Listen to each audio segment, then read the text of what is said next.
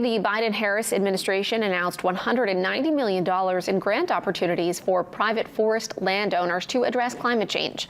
Before the announcement at the University of Maine's Investing in America Town Hall, Agriculture Secretary Tom Vilsack expressed how lucky Mainers are to have a strong commissioner and advocates to discuss and execute efforts through the USDA.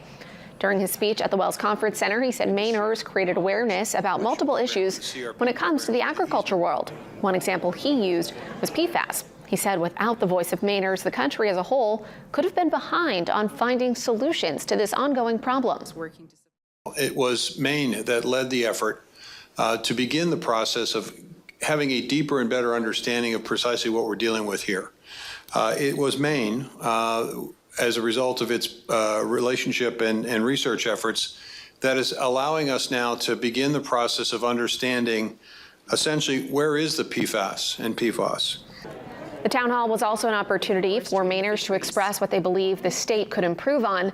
Nearly $200 million in federal grants are available to support landowners. To see if you qualify, you can learn more on a link on our website.